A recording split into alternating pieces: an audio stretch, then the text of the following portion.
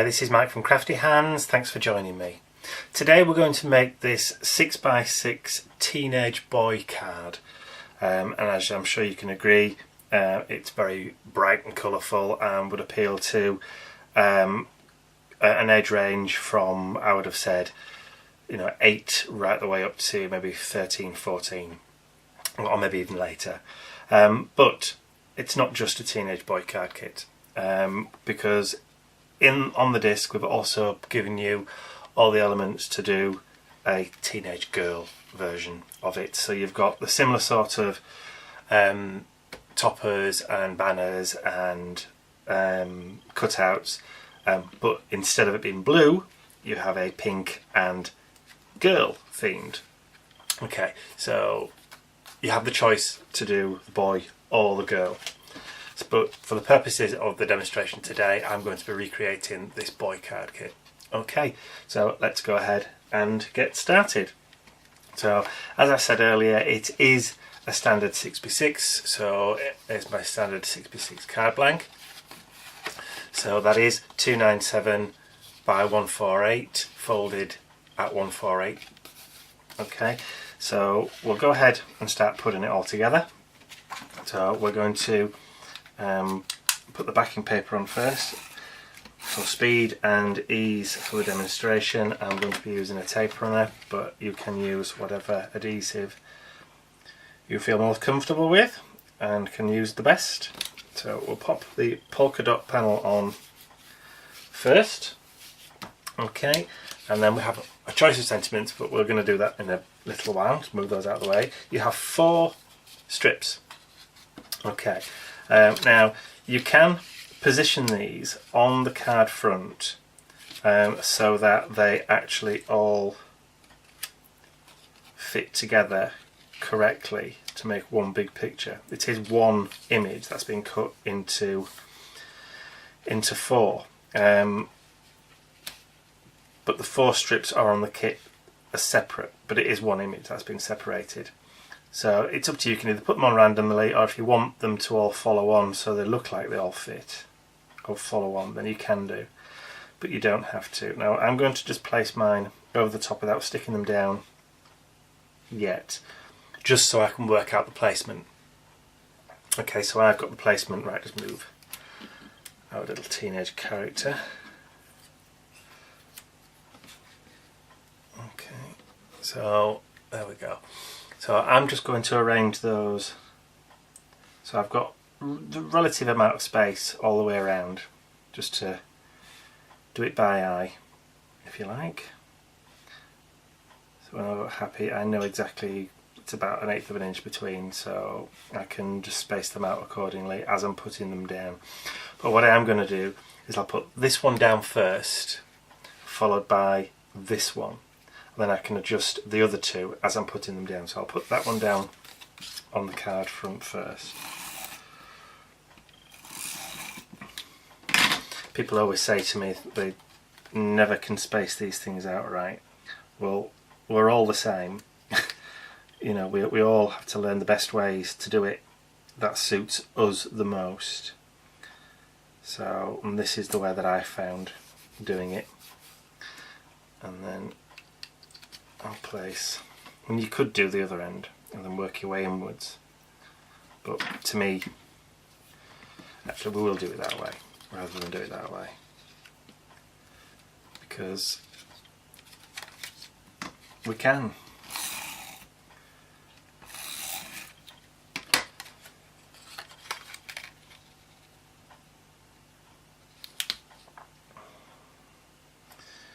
Get this lined up. And that's the other benefit of using tape runner. It doesn't grab immediately. So I don't really want to have to use the precision of lining it up with a ruler or anything. But you can do, just to make sure you've got the bottoms right. Yeah, that's pretty much the same. Okay, so then you can go back and do this one.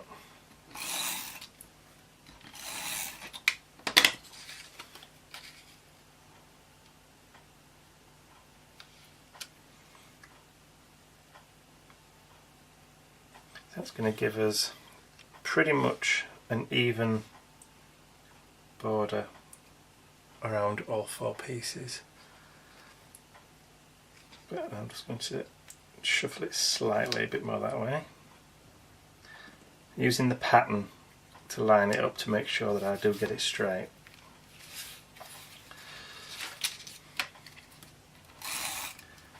Of course, that's assuming that the pattern is straight too, but it's too late if it isn't. Okay, I wouldn't go too mad at trying to get this bang smack even, because you are going to cover most of it up anyway when you get your toppers on. So as long as you've got it pretty much, you're going to be fine. You're definitely going to be fine. Okay, so we've got the backing on. Okay, so the next thing to do is to put our teenager on. Okay, now the teenager spans the first three, leaving enough room for your fishtails to go on. Now you're okay to cut these down, you don't have to use them exactly as they are, but as long as you get them like evenly spaced, you should be fine. You don't even have to put them evenly spaced, it's entirely up to you. So I'm going to go about there. Now because I already put my foam pads on the back of this, I'm going to have to cut some of these down, which is fine. So what I'm going to do is pretty much line them up with that foam pad, like so. You can see better. And then I may take them down a little bit. So what I've done, just to make sure I'm getting all of them the same, is I've put all 3 together. I'm just going to take my scissors and I'm just going to cut off about that much. Now they're all going to be the same size now, so I can pretty much work out where they're going to go. Yeah, I'm kind of happy with that. So just make sure I've got it the right way around. Yeah, and then all I'm going to do is run a quick bit of tape on there, and then place that like so, and then the same again on that one, and place that one like so, and then last but not least in the middle, so that they're all evenly spaced. Okay, so I've now got my fishtails on, so I'm going to line that up onto there. Yeah, happy with that. So I can then peel off my foam pads, or the backs of my foam pads, once I'm happy.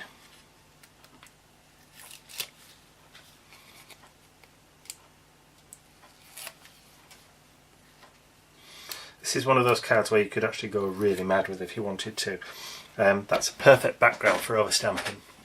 Now if you've got a teenager that's likes cars or bikes or skateboarding or anything, and you have a stamp, you can literally go over that. With it being patterned, you can stamp over the top in black and it would still show through. You could customize it that way if you wanted to. So I'm going to just add that now to the front of my card. Okay, so that's that down. Alright, so I'm going to choose my sentiment. Okay, text to speak. Yeah, we'll use this one. Okay, because I've already put the pads on. I'm going to pull that off. And that.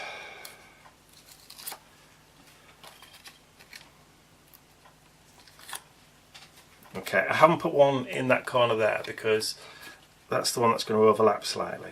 So there's no need to put one on there, but you could just tack it down with a bit of adhesive just to hold it. So then you position where you really want it to go. and then just stick it down like that. Okay, so I've left enough space to put my decoupage layers on there. Okay, so big one first. I'm not going to go mad with foam pads because you don't really need to.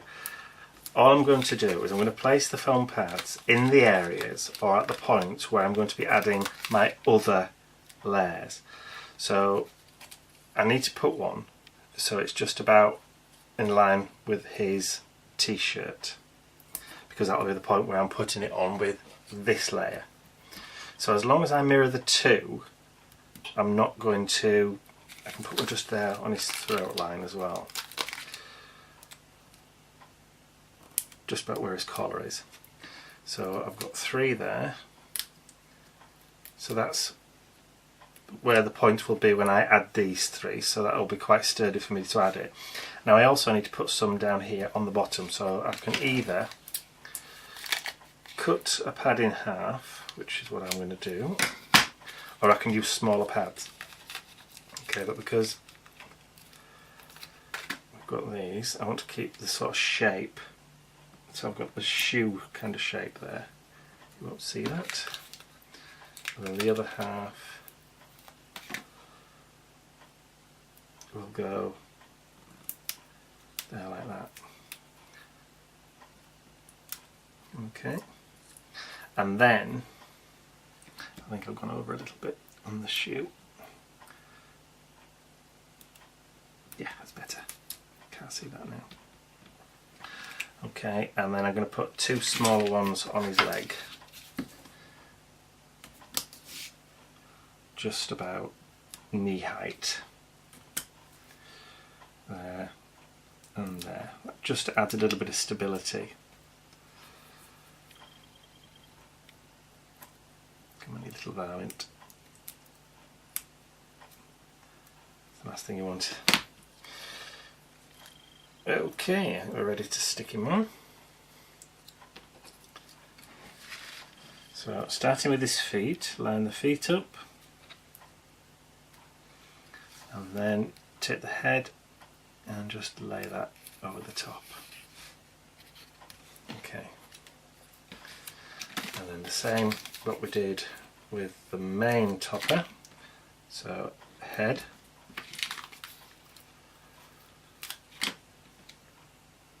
collarbone area, and then bottom of the t-shirt. Now because you've got a white background on this one, you don't really have to go around the edges so much, because you won't actually see it. It's not like you're attaching a dark coloured layer onto a dark coloured layer that's been printed onto a white card. You're actually, the background's white, so you don't really have to go onto it. There we go, there's our decoupage layers. So just to finish off, you've got a couple of other elements on there. So you've got some medallions that you can use either on the inside if you want to, which I'm going to do. I'm just going to drop a little bit of tape on there, and I'm going to put it just at the top there, so then I can write underneath this bit here. Now, adding a little bling and sparkle. Okay, you can, if you want to, on these, you can add some pearls, you can add some gems, you can add glitter. It really depends on what you've got on hand. I think I'm going to add some just silvery white pearls. So all I'm going to do is I'm just going to put 3 over there in the corner. So you're following that rule of 3 again.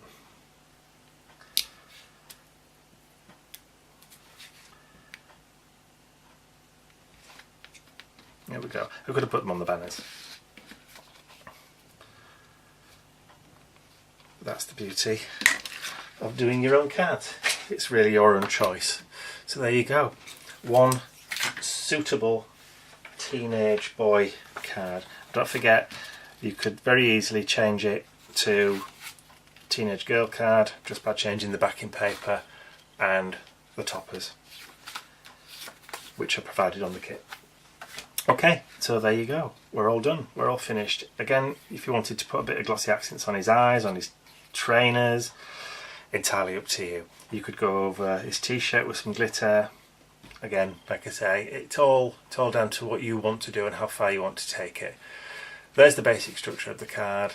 That's how you put it together. So I hope you enjoyed watching the video and you'll join us again for the next one. Thanks for watching.